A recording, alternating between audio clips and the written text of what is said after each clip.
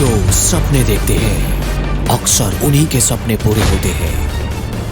आपके फौजी बनने के सपने को साकार करने के लिए एसएससी मेकर एक बार फिर मैदान में।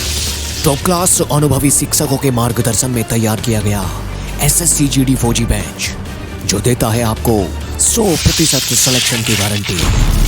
तो देरी किस बात की, आज ही ज्वाइन करें एसएससी जीडी फौजी बैच मात्र 250 रुपये में और करें अपने सिलेक्शन को पक्का। ऑफर सीमित समय के लिए उपलब्ध।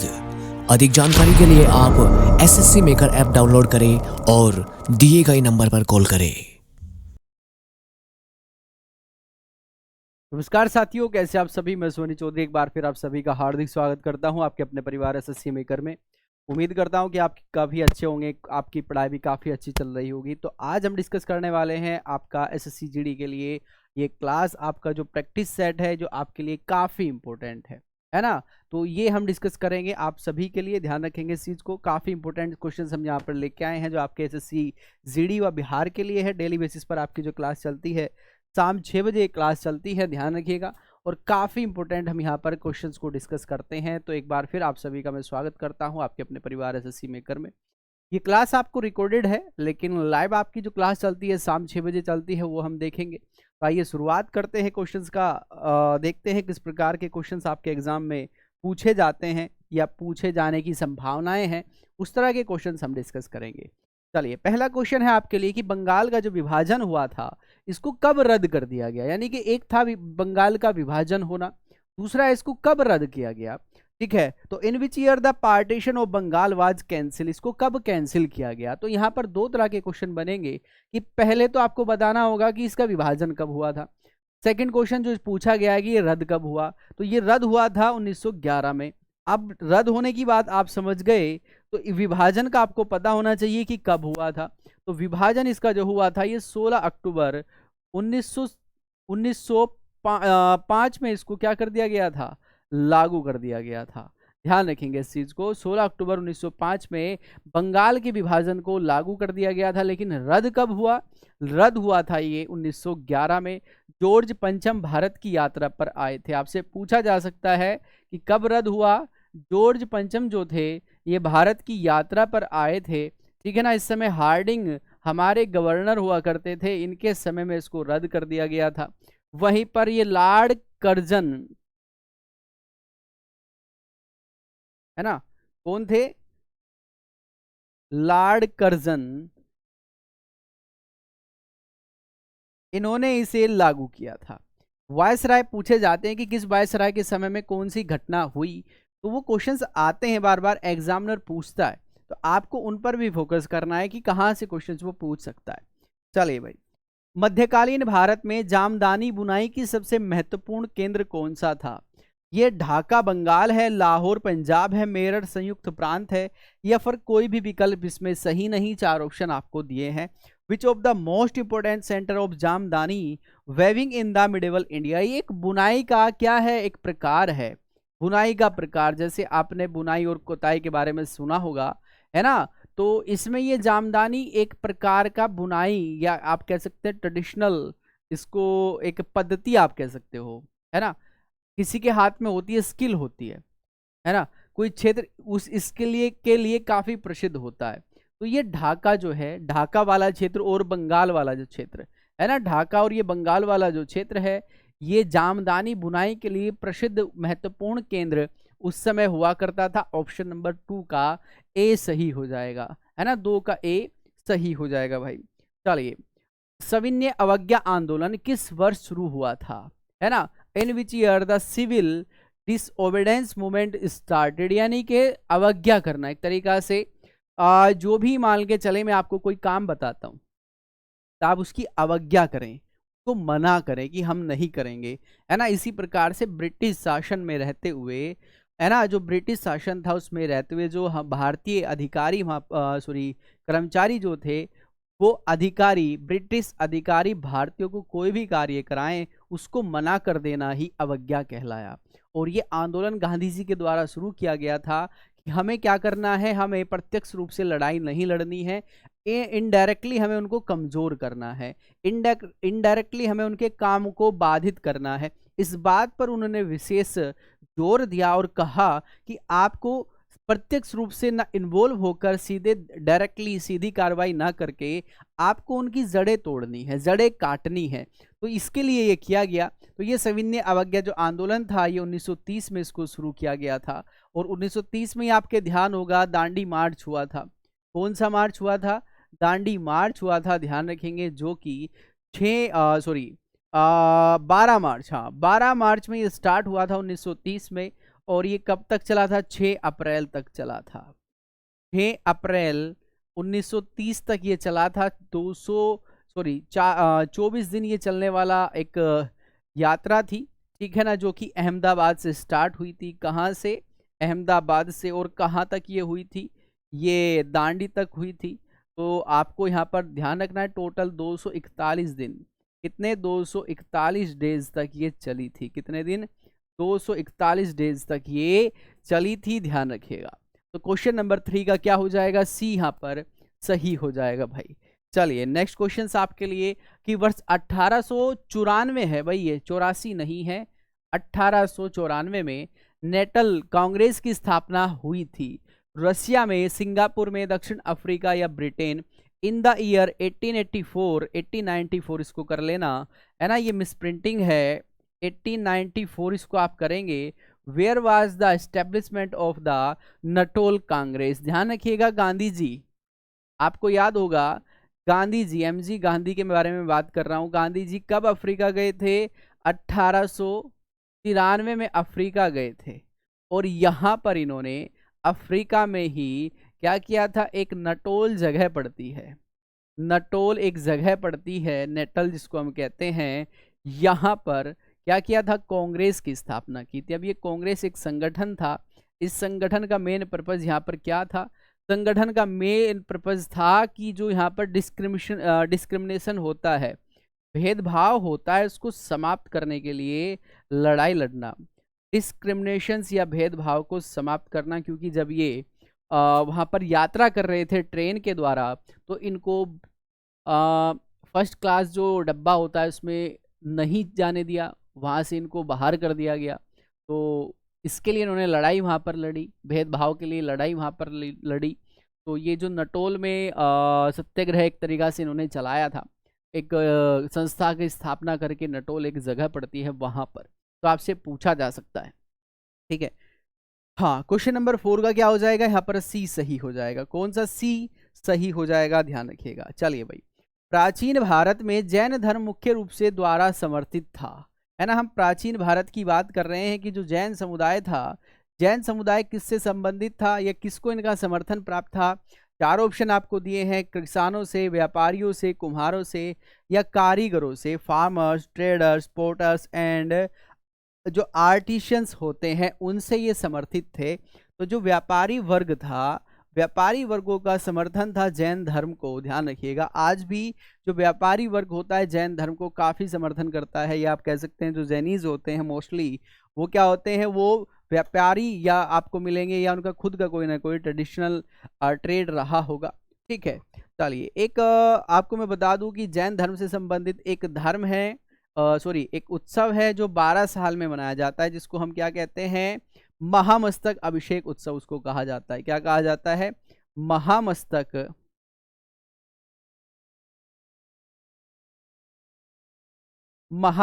अभिषेक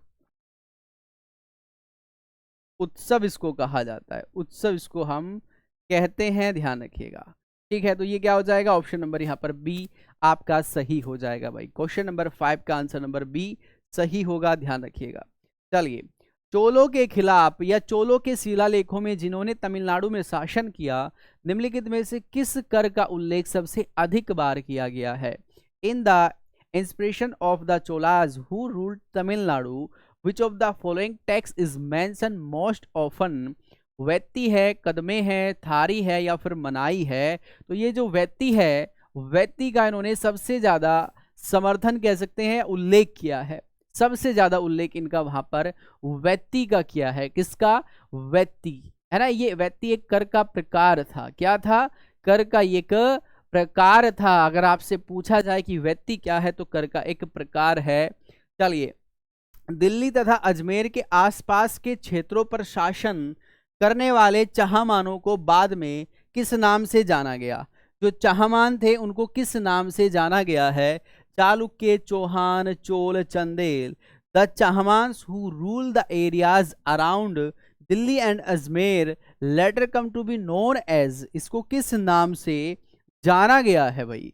ठीक है, तो ये आप ध्यान रखना। 4 ऑप्शंस है आपके लिए यहाँ पर, ठीक है ना, 4 ऑप्शंस हैं। तो यहाँ पर चालुक्य हैं, चौहान है, चोल है, या फिर चंदेल है, या फिर चंदेल है। ध्यान रखिएगा, दिल्ली तथा अजमेर के पास के क्षेत्र के हम चौहान, चाहमान, ये चाहमान को क्या कहा जाने लगा? चौहान कहा जाने लगा। इसका जो क्षेत्र था, इसके और पास वाले क्षेत्र को।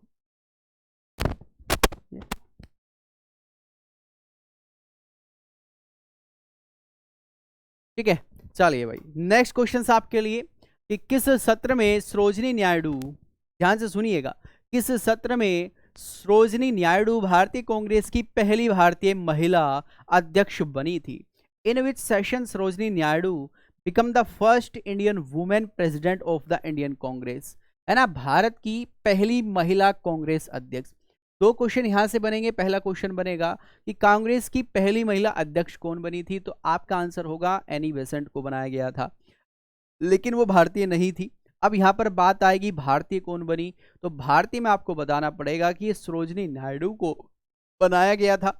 और किस अधिवेशन की उन्होंने अध्यक्षता की थी भाई? तो ये अधिवेशन था 1925 का कांग्रेस अधिवेशन, कानपुर में जो हुआ था। कहाँ पर? कानपुर में हुआ था कांग्रेस का ये अधिवेशन। इसमें पहली बार किसी भारतीय महिला को अध्यक्ष बनाया गया था, ध्यान रखिएगा। वहीं पर अगर मैं बात करूं, ये महात्मा गांधी जी ने इस अधिवेशन की अध्यक्षता की थी। एम गांधी जो मैंने लिखा है, ये महात्मा गांधी जी के द्वारा अध्यक्षता की गई, ध्यान रखेंगे। और यहाँ पर एक चीज और आप याद रखिएगा, यहाँ पर आपको ध्यान रखना है, इनका ये पहला और आखिरी अधिवेशन था जिनकी इन्होंने अध्यक्षता की थी, जिन्होंने इनकी अध्यक्षता की थी, ध्यान रखेंगे। और यहाँ पर ध्यान रखेंगे कि ये कर्नाटक के बेलगांव में हुआ था। कहाँ पर? कर्नाटक बेलगांव, बेलगांव में इसका आयोजन किया गया था भाई, इसका आयोजन किया गया था, ध्यान रखेंगे। तो ऑप्शंस क्या हो जाएगा यहाँ पर? ऑप्शन नंबर आपका यहाँ पर ए सही हो जाएगा, है ना। चलिएगा भाई, नेक्स्ट क्वेश्चन आपके लिए, एक निश्चित क्षेत्र पर कब्जा वाला एक राजनीतिक संघ है। क्वेश्चंस को पहले समझना है, वो कहना क्या चाहता है, तब उसका आंसर करेंगे। क्या कह रहा है कि एक कोई निश्चित क्षेत्र है, क्षेत्र पर कब्जे वाला एक राजनीतिक संघ है, ध्यान से सुनिएगा, जिसमें एक संगठित सरकार होती है तथा जिस सरकार को आंतरिक तथा विदेश नीतियां बनाने का अधिकार है। अब इसको मैं कैसे समझाऊंगा, आप इसको कभी नहीं भूलेंगे। ध्यान रखना, ऐसे क्षेत्र को हम राज्य कहते हैं। इसका आंसर ऑप्शन नंबर डी सही होगा, हमेशा याद रखना, ठीक है ना, हमेशा याद रखना। इसका आंसर राज्य ठीक होगा। यहां पर राज्य क्यों ठीक होगा मैं आपको बताता हूं। राज्य की परिभाषा सीख लीजिएगा, राज्य किसे कहते हैं। व्हाट इज राज्य? राज्य क्या है? अगर आपसे कोई पूछ ले तो आप क्या जवाब दोगे? आप उसको जवाब देना कि भाई हम राज्य उस क्षेत्र को कहते हैं जिसका एक निश्चित भूभाग हो। ध्यान से सुनिए, एक निश्चित भूभाग हो, मान के चले, पहला इसमें पॉइंट हो गया कि आपके पास एक निश्चित भूभाग होना चाहिए, ठीक है। दूसरा, यहां पर जनता होनी चाहिए, ठीक है ना, ये जो भूभाग है यहां पर कुछ लोग निवास करते हो, ठीक है। तीसरा, भूभाग, जनता, और यहां पर ये कैसा होना चाहिए? यहां पर सरकार होनी चाहिए, और सरकार भी कैसी होनी चाहिए? जनता द्वारा चुनी हुई, या सरकार कोई भी हो, कोई फर्क नहीं पड़ेगा, सरकार। तीसरा, यहां पर जो सरकार हो संप्रभु सरकार हो, संप्रभु, स्वयं का प्रभु, स्वयं की शक्ति जिसके पास हो, स्वयं का प्रभु। जैसे संप्रभु से यहां पर आशय क्या होगा समझिएगा, एक बार इस मीनिंग को समझेंगे। सोवरियन जिसको कहा जाता है, संप्रभु किसे कहते हैं? संप्रभु का मतलब होता है कि एक ऐसी सरकार जो अपने आंतरिक व बाह्य निर्णय, ध्यान से सुनिएगा, आंतरिक व बाह्य निर्णय, बाह्य निर्णय आंतरिक व बाह्य निर्णय लेने की स्वयं जो शक्ति रखती हो या स्वयं के पास उसकी शक्ति हो। जैसे पहले आपने देखा होगा ब्रिटिश जब यहाँ पर उपनिवेश था, भारत में जब ब्रिटिश सरकार थी या ब्रिटिश उपनिवेश था, तो भारत के आंतरिक और बाह्य मामलों पर जो अधिकार लेने की क्षमता थी या शक्ति थी या पावर थी, वो ब्रिटिश सरकार के पास में थी। लेकिन जब भारत देश आज़ाद हुआ 1947 के बाद, जो भी डिसीजन लिए जाते हैं इसमें भारत सरकार, जो जनता के द्वारा चुनी हुई सरकार है, वही इसमें डिसीजन लेती है। कोई अन्य देश या कोई अन्य संस्था, अन्य पावर इसमें डिसीजन नहीं लेती। इसलिए हम कहते हैं कि हमारा देश कैसा देश है, एक संप्रभु देश है, जिसका किसी भी मामले में कोई अन्य देश यहाँ पर कोई भी इंटरफेयर नहीं करता। चाहे फिर वो हमारा आंतरिक मामला हो, अंदर हमारे देश के कोई कानून बनाने का प्रावधान हो, या किसी देश के साथ हम संधि या समझौता करते हैं, तो हमारे पास किसी भी प्रकार का कोई प्रेशर, दबाव नहीं होता है। ठीक है, इसी को हम संप्रभु कहते हैं। ये शब्द बड़ा मायने रखता है अपने आप में। तो राज्य किसे कहा जाएगा? राज्य का 4 तत्व हैं। राज्य एक निश्चित भूभाग होना चाहिए, वहां पर जनता निवास करती हो, वहां पर एक जनता के द्वारा चुनी हुई सरकार हो, और सरकार कैसी हो? संप्रभु हो। ऐसे क्षेत्र को हम क्या कहेंगे? राज्य कहेंगे, है ना। राज्य की परिभाषा, एक ऐसे क्षेत्र को हम राज्य के रूप में परिभाषित करते हैं जिसका एक निश्चित भूभाग होगा, उस भूभाग पर कुछ जनता निवास करती होगी, और उस जनता के द्वारा चुनी हुई वहां पर सरकार होगी, और सरकार क्या होगी? संप्रभु होगी, यानी कि उसको आंतरिक और बाह्य निर्णय लेने की शक्ति प्राप्त होगी। इसे हम सोवरियन या संप्रभु राष्ट्र कहेंगे। चलिए, भारतीय संविधान का कौन सा अनुच्छेद धन विधेयक की परिभाषा को परिभाषित करता है? आपके ऑप्शंस यहाँ पर 4 ऑप्शंस दिए गए हैं। आर्टिकल 56 है, आर्टिकल 110 है, आर्टिकल 172 है, आर्टिकल 121 है। Which article of Indian constitutions given the definition of money bill? Money bill की जो डेफिनेशन है वो क्या है भाई? मनी बिल की डेफिनेशन क्या है? तो क्वेश्चन नंबर 10 का आंसर क्या हो जाएगा? ऑप्शन नंबर बी सही हो जाएगा, आर्टिकल 110। आर्टिकल 110 ध्यान रखेंगे, ये परिभाषा है इसकी कि जो मनी बिल है या धन विधेयक है, इसको कौन निश्चित करता है या कौन इस पर अपना निर्णय ले सकता है? तो लोकसभा के अध्यक्ष। जो हमारे लोकसभा के अध्यक्ष होते हैं, केवल उनको इस पर निर्णय लेने की शक्ति प्राप्त है ना। राज्यसभा को इसमें कोई भी निर्णय लेने की शक्ति प्राप्त नहीं है। राज्यसभा को यहाँ पर 14 दिन का या 14 डेज का क्या दिया जाता है? समय दिया जाता है। ध्यान रखेंगे, ठीक है ना, समय दिया जाता है, 14 दिन का समय दिया जाता है, ध्यान रखिएगा। ठीक है, 14 दिन में आपको बताना होता है कि ये बिल पास है या नहीं। राज्यसभा इस पर निर्णय लेती है तो भी ठीक है, इसको मना करती है तो भी ठीक है, ये स्वीकार्य माना जाता है, ये स्वीकार्य माना जाएगा, ये स्वीकार्य ही माना जाएगा। और यहाँ पर एक चीज और आप ध्यान रखेंगे, धन विधेयक को राष्ट्रपति के पुनर्विचार के लिए नहीं भेजा जा सकता। राष्ट्रपति के पुनर्विचार के लिए हम नहीं भेज सकते हैं। ठीक है, चलिए नेक्स्ट क्वेश्चन क्या कहता है एक बार देखेंगे। कह रहा है कि किस स्थिति या स्थितियों के अंतर्गत संसद का एक सदस्य निहर्त किया जा सकता है? यदि वह भारत के सरकार के अधीन लाभ का पद धारण करता है, यदि किसी भी कानून द्वारा अयोग्य घोषित किया जाता है, यदि वह अनुमोदुक्त दिवालिया है। यानी कि आपका संसद का जो सदस्य है ये अपनी सदस्यता से कब निहिर माना जाएगा? कब ये निहित माना जाएगा? अगर वो भारत सरकार के किसी भी लाभ के पद पर होगा तो उसकी सदस्यता चली जाएगी, कहने का मतलब वो है। अगर उसको कानून के द्वारा अयोग्य घोषित कर दिया गया तो उसकी सदस्यता चली जाएगी। क्या ये बात सही है? अगर वो दिवालिया है ना, अगर वो दिवालिया है, बैंकक्रप्ट है, तो क्या उसकी सदस्यता चली जाएगी? तो आपके सामने ऑप्शंस हैं 4 ऑप्शंस में क्या कहता है? केवल एक सही है। सेकंड ऑप्शन, फर्स्ट और सेकंड ये दोनों सही है। सी ऑप्शन कहता है कि सेकंड और थर्ड सही है। फोर्थ ऑप्शन कहता है कि सभी, यानी कि 1, 2 एंड 3 तीनों ही सही हैं। तो ध्यान रखना, हमारे संविधान में इस चीज़ का प्रावधान है कि अगर आप संसद के सदस्य बनना चाहते हैं तो आपको क्या होना चाहिए? भारत का नागरिक होना चाहिए। लोकसभा के लिए 25 वर्ष आयु होनी चाहिए, राज्यसभा के लिए 30 वर्ष आयु होनी चाहिए आपकी जो एज है। आप लाभ के पद पर ना हो, आप दिवालिया ना हो, ठीक है ना। तो ये सारी चीज़ें उसमें मेंशन करनी होती है। अगर आप इनमें से कोई भी पाए जाते हो या फिर संसद बनने के बाद, संसद के सदस्य बनने के बाद, मेंबर ऑफ पार्लियामेंट बनने के बाद अगर इनमें से कोई भी चीज़ आपके खिलाफ पाई जाएगी तो आपकी सदस्यता वहाँ से समाप्त कर दी जाएगी। तो ये ऑप्शन नंबर यहाँ पर डी सही हो जाएगा, ठीक है ना। ऑप्शन नंबर क्या हो गया, यहाँ पर डी सही हो जाएगा भाई। चलिए, निम्नलिखित शब्द या शब्दों में कौन सा भारतीय संविधान के प्रस्तावना में हुआ है? न्याय है, स्वतंत्रता है, समानता है, केवल एक, केवल दो, एक दो, या फिर तीनों सभी। हम प्रेम्बल की बात कर रहे हैं, भारतीय प्रस्तावना की हम बात कर रहे हैं। मैंने आपको पहले भी बताया था कि भारतीय प्रस्तावना में क्या क्या मेंशन किया गया है। भारत की प्रस्तावना में SSSR को प्रस्तावित किया है। उसमें आपको संप्रभु शब्द मिलेगा, लोकतांत्रिक शब्द मिलेगा, गणराज्य शब्द आपको मिलने वाला है ना। उसमें आपको क्या मिलेगा, धर्मनिरपेक्ष शब्द मिलेगा, ठीक है ना। ये जो शब्द मैं बता रहा हूं इनको लिख लेना, है ना। क्या क्या मिलेगा, संप्रभु शब्द मिलेगा हमारी प्रस्तावना में, आपको धार्मिक शब्द मिलेगा, या जिसको धर्म निरपेक्ष हम कहते हैं, धर्म निरपेक्ष जिसको कहा जाता है। तो आपको लोकतांत्रिक शब्द मिलेगा, लोकतांत्रिक शब्द आपको मिलने वाला है। इसमें आपको समाजवादी शब्द मिलने वाला है, इसमें आपको एकता शब्द मिलने वाला है, इसमें आपको अखंडता शब्द मिलने वाला है, अखंडता शब्द मिलने वाला है, ठीक है।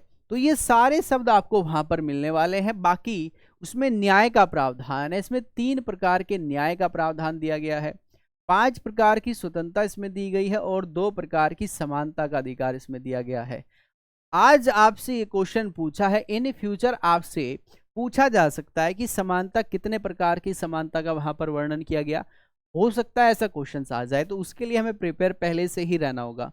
आपसे पूछ लिया जाए कि कितने प्रकार के न्याय की बात की गई है, तो उसके लिए आपको प्रिपेयर रहना होगा। 5 प्रकार के न्याय की बात की गई है, 3 प्रकार के हमें स्वतंत्रता और 3 प्रकार के न्याय, है ना। न्याय में भी हमें क्या धार्मिक न्याय की बात की गई है या नहीं, मेरा आपसे क्वेश्चन है। आप सभी का आज का ऑप्शन यहाँ पर है और वर्क ये है, आपको बताना है कि हमारी जो प्रस्तावना है क्या इसमें धार्मिक न्याय की बात की गई है या नहीं। आप सभी बच्चे बताएंगे क्या इसमें धार्मिक न्याय का जिक्र है या नहीं, किसमें, हमारी केवल प्रस्तावना की मैं बात कर रहा हूं। और यहाँ पर एक चीज और याद रखेंगे भाई, हमारी जो प्रस्तावना है इसमें केवल एक बार संशोधन हुआ है, 1 टाइम, केवल एक बार लिखेंगे आप, शायद आप बच्चों को पता भी होगा, केवल एक बार संशोधन हुआ है, वो भी 42वें कॉन्स्टिट्यूशनल अमेंडमेंट 1976 में पहली बार हुआ था। और ये एक ही बार हुआ है जिसमें 3 शब्दों को जोड़ा गया था। इसमें समाजवादी शब्द को जोड़ा गया, ठीक है, कौन सा शब्द है, समाजवादी शब्द इसमें जोड़ा गया। वहीं पर इसमें धर्मनिरपेक्ष शब्द को जोड़ा गया और वहीं पर इसमें अखंडता, अखंडता शब्द को जोड़ा गया है भाई, अखंडता शब्द को जोड़ा गया है, ध्यान रखिएगा, ठीक है। चलिए नेक्स्ट क्वेश्चन आपके लिए, भारतीय संविधान का कौन सा भाग नगर पालिकाएं जो हैं उनके लिए आरक्षित है, या कह सकते हैं कि उनका वर्णन वहां पर किया गया है। ये भाग 4 है, भाग 5 है, भाग 9A है, या कै जिसको हम कहते हैं 9K आप लिख सकते हैं, या फिर भाग 10 है। ध्यान रखिएगा ये भाग 9A में इस बात का वर्णन है, ठीक है ना। भाग 4 में किस चीज का वर्णन है, DPSP, DPSP का वर्णन है। भाग 5 में संघ सरकार का वर्णन है, किसका, संघ सरकार का वर्णन किया गया है। भाग 10 में किसका वर्णन है, भाग 10 में आपको बताना है किस चीज का वर्णन है भाई, है ना। एक बार सभी बच्चे बताएंगे भाग 10 में किस चीज का वर्णन है, ठीक है, कमेंट में आपको लिखना है। निम्नलिखित में से कौन सा कथन भारतीय संविधान के संदर्भ में सत्य नहीं है। आपको सत्य यानी कि असत्य शब्द को ढूंढना है कि इसमें से कौन सा असत्य है। मौलिक अधिकार न्याय संगत है या नहीं, आपको बताना है। हमारे जो मौलिक कर्तव्य हैं जिनको हम फंडामेंटल ड्यूटीज कहते हैं, ये न्याय संगत का मतलब ये है कि ये वाद योग्य है या नहीं, यानी कि अगर इनका हनन होता है, क्या आप इनके खिलाफ सुप्रीम कोर्ट में जा सकते हैं, किनके खिलाफ, जो आपके अधिकारों का उल्लंघन करते हैं या उनका हनन करते हैं, है ना। तो क्या आपको ये न्याय दिलाने के लिए उचित है या नहीं, ये आपसे पूछ रहा है, ठीक है। वहीं पर भारत में 3 तरह के आपात उपबंध हैं। इमरजेंसी कितने प्रकार की? 3 प्रकार की। ये बिल्कुल बात सही है। इसमें आपकी नेशनल इमरजेंसी आ जाएगी, इसमें आपका राष्ट्रपति शासन आ जाएगा, इसमें आपका फाइनेंशियल इमरजेंसी आ जाएगी। ठीक है, 3 प्रकार की, यानी कि 352, 56 और 60 आपने पढ़ा होगा। आर्टिकल 18 शीर्षक के उन्मूलन। शीर्षक का मतलब होता है टाइटल्स। मैं काफी बार बता चुका हूं, जिनको हम उपाधि कहते हैं। क्या कहते हैं? उपाधि कहा जाता है। उपाधियों का अंत, उपाधियों का अंत का यहाँ पर जिक्र किया गया है। किसका? उपाधियों का अंत का जिक्र किया गया है। तो ये बात बिल्कुल सही है, ये भी सही है। और मौलिक अधिकार हमारे वाद योग्य हैं, इस बात को भी आपको सही सिद्ध करना होगा, क्योंकि ऐसा दिया गया है। ये वाद योग्य है भाई, ये क्या है? वाद योग्य है। ये बात बिल्कुल सही है, इसमें कोई दो राय नहीं है। जबकि हमारे जो मूल कर्तव्य हैं, हमारे जो मूल कर्तव्य हैं, ये वाद योग्य नहीं है, ये वाद योग्य नहीं है। हमारे जो डीपीएसपी होते हैं, जिनको हम राज्य के नीति निर्देशक तत्व कहते हैं, ये भी वाद योग्य नहीं होते। इन दोनों को याद रखना, इन दोनों को आप अच्छी तरीका से याद रखेंगे भाई। ठीक है, बातें क्लियर हुई। क्वेश्चन नंबर यहाँ पर क्या हो जाएगा आपका? बी बिल्कुल सही हो जाएगा, है ना। ऑप्शन नंबर बी सही होगा। इसको मैं थोड़ा हाईलाइट कर देता हूँ। ठीक है, चलिए भाई, नेक्स्ट क्वेश्चन है आपके लिए कि भारतीय संविधान की किस अनुसूची में दल बदल का प्रावधान है? आपको अनुसूचियों के बारे में पता होना अनिवार्य है। यहां से क्वेश्चंस आता है, 1 या 2 क्वेश्चंस आपको जरूर मिलने वाला है। देखिएगा, ये 7वीं अनुसूची के बारे में यहाँ पर डिस्कस किया गया है, 8वीं अनुसूची है, 9वीं अनुसूची है और 10वीं अनुसूची है। टोटल हमारे संविधान में 10 सूचियों का प्रावधान है। तो यहाँ पर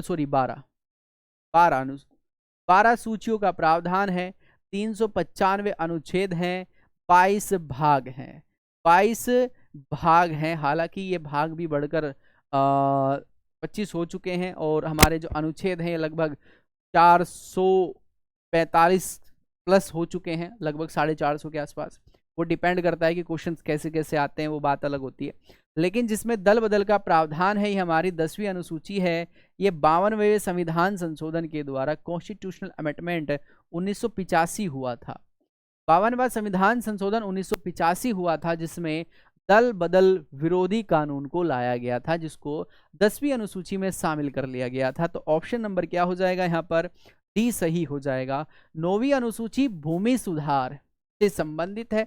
ये भारतीय संविधान का पहला संविधान संशोधन था, जो कि 1951 में हुआ था।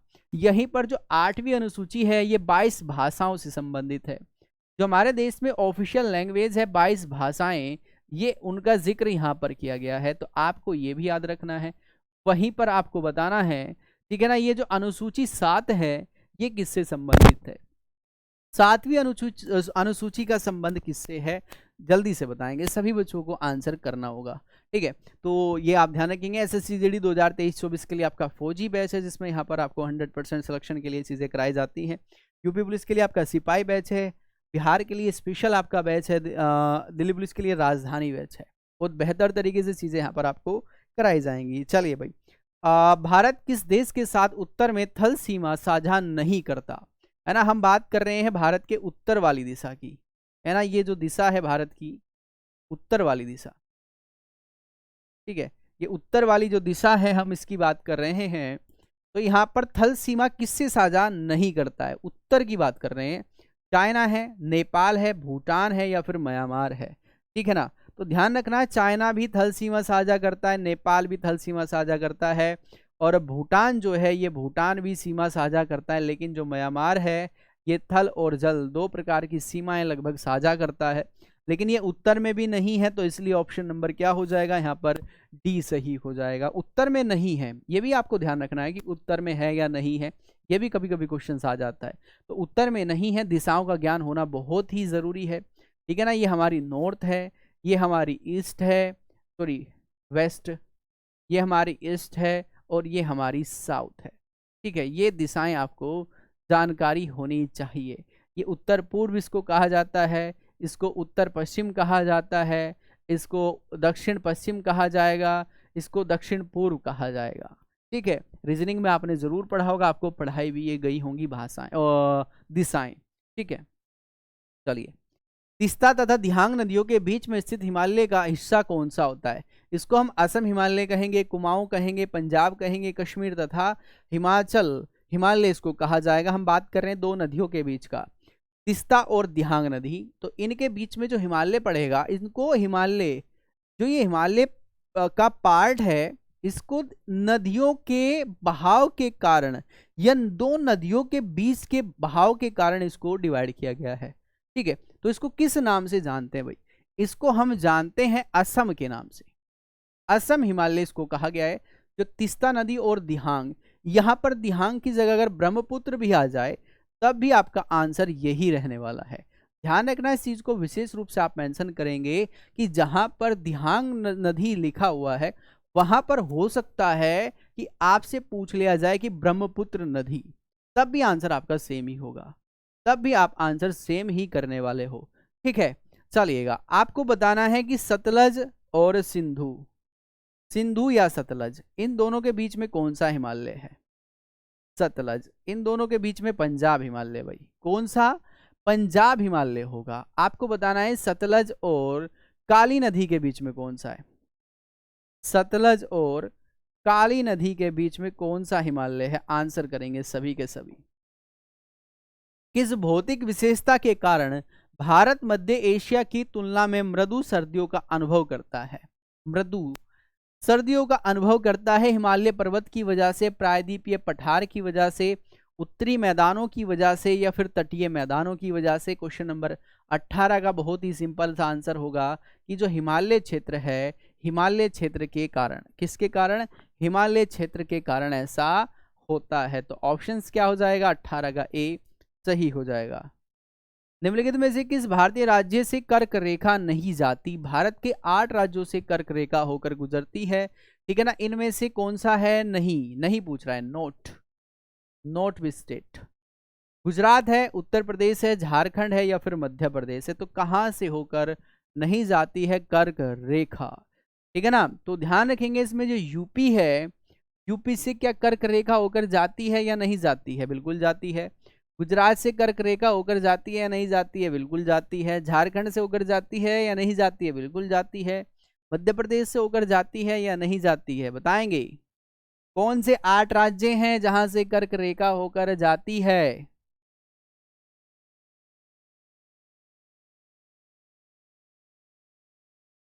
आंसर करेंगे इसका। और साथ ही साथ 5 मानक रेखा, 5 मानक राज्य हैं जहां से मानक रेखा होकर जाती है। 5 ऐसे स्टेट्स हैं हमारे जहां से मानक रेखा होकर गुजरती है, तो वो आप बताएंगे। पराग को पराग कोश से उसी फूल के वर्तकांग में हस्तांतरण को क्या कहा जाता है? स्वपरागण, प्रपरागण, रिसर्व, प्राकृतिक? तो इसको स्वपरागण कहते हैं। ऑप्शन नंबर 20 का ए सही होगा भाई।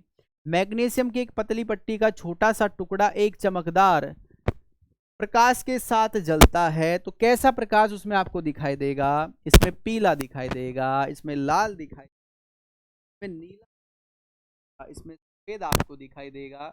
Small pieces of a thin strip of A magnesium burn, यानी जलना। ठीक है, विद ए ब्राइट, तो ये व्हाइट जो प्रकाश होगा उसके साथ आपको जलता हुआ दिखाई देने वाला है। किसके साथ? व्हाइट प्रकाश के साथ जलता हुआ दिखाई देगा। अम्ल तथा क्षारक के बीच प्रतिक्रिया को क्या कहा जाता है? मैं आपको बताऊंगा, यहाँ पर बिल्कुल सिंपल सा फंडा है इसका समझने का। जीरो जो होगा इसको उदासीन कहेंगे, बस समझ लीजिएगा, उदासीन इसको कहेंगे। अगर 0 से कम पीएच मान है इसको हम क्षार कहेंगे, सॉरी अम्ल कहेंगे, एसिडिक कहेंगे, इसको अम्ल एसिड कहा जाएगा। अगर 0 से ज्यादा है तो उसको क्षारीय कहा जाएगा, क्षारकीय या क्षारीय इसको कहा जाएगा। भाई ध्यान रखेंगे, क्षारीय या क्षारकीय इसको कहा जाएगा, ध्यान रखेंगे। कौन सा पदार्थ है भाई? ये पदार्थ बिना खपत हुए रासायनिक प्रतिक्रिया की दर को बढ़ा देता है। भाई क्वेश्चन नंबर 23 का आंसर आपको बताना है। बफर है या विलयक है, विलय है या उत्प्रेरक है? तो आपको यहाँ पर ध्यान रखना है कि कौन सा पदार्थ वो है जो बिना खपत हुए रासायनिक प्रक्रिया की दर को बढ़ा देता है। ठीक है, इसको क्या कहा जाता है? इसको उत्प्रेरक हम कहते हैं, क्रिस्टल्स इसको कहा जाता है। ऑप्शन नंबर डी सही होगा। एक ही प्रकार के जीवों की आबादी के कुल योग को क्या कहा जाएगा, यानी कि जो वहां पर जीव हैं वो केवल एक ही प्रकार के हैं, तो इसको हम क्या कहेंगे, इसको प्रजाति कहा जाएगा। जैसे आप अपने गांव में देखते हो, आपके गांव में सभी आपको मनुष्य दिखाई देते हैं, है ना, और उनकी संख्या बहुत ज्यादा है, तो आप क्या होगे, यहाँ पर एक ही प्रकार की जाति है, एलियंस नहीं है वहां पर, एक ही प्रकार की जाति है, तो इसको हम क्या कहेंगे, प्रजाति इसको कहा जाता है। ऑप्शन नंबर डी सही हो जाएगा भाई, ऑप्शन नंबर क्या होगा, 24 का डी सही होगा। परमाणु प्रतिक्रिया जिसमें एक नाभिक लगभग बराबर द्रव्यमान के दो नाभिक में विभाजित होता है क्या कहलाता है, इसको हम नाभिकीय विखंडन के रूप में जानते हैं। ऑप्शन नंबर 25 का सी सही होना है, 25 का क्या हो जाएगा, C. The nuclear reaction in which a nucleus splits into two nuclei of approximately equal mass is called, यानी कि उनका जो मान है, द्रव्यमान है, वो इक्वल है, बराबर है, तो इसको हम क्या कहते हैं, न्यूक्लियर फिजन इसको कहा जाता है, विखंडन, टूट जाना। ठीक है, चलिए नेक्स्ट क्वेश्चन, इनमें से कौन सी विद्युत चुंबकीय तरंगे हैं, क्वेश्चन नंबर आपका 26। इसका आंसर होमवर्क के रूप में आपको 3-4 क्वेश्चन मैंने आज दे दिए, आप बताएंगे, क्योंकि ये तरंगों से संबंधित जो टॉपिक था मैं आपको ऑलरेडी काफी बार करा चुका हूं। ठीक है, चलिएगा, विमानों की ऊंचाई माप करने के लिए कौन सा यंत्र उपयोग किया जाता है, विमानों की ऊंचाई माप करने के लिए कौन सा यंत्र उपयोग किया जाएगा, एक्टिनोमीटर है, सीलोमीटर है, एक्सेलेरोमीटर है, अल्टीमीटर है, which instrument is used to be measure the height of planes, तो इसको अल्टीमीटर कहा जाता है, क्या कहा जाता है, इसको अल्टीमीटर कहा जाता है। ऑप्शन नंबर डी सही हो जाएगा क्वेश्चन नंबर 27 का भाई। चलिएगा, निम्नलिखित में से किसे क्विक 9 निकाला जाता है, किससे क्विक 9 निकाला जाता है, ये स्पर्गंध है, अफीम है, कुनेन है, धतूरा है, from which of the following quick 9 is extracted, तो क्वेश्चन नंबर 28 का क्या हो जाएगा, यहाँ पर सी सही हो जाएगा भाई, ठीक है ना, सी सही हो जाएगा, आंसर आपका क्या होगा, यहाँ पर सी सही होगा।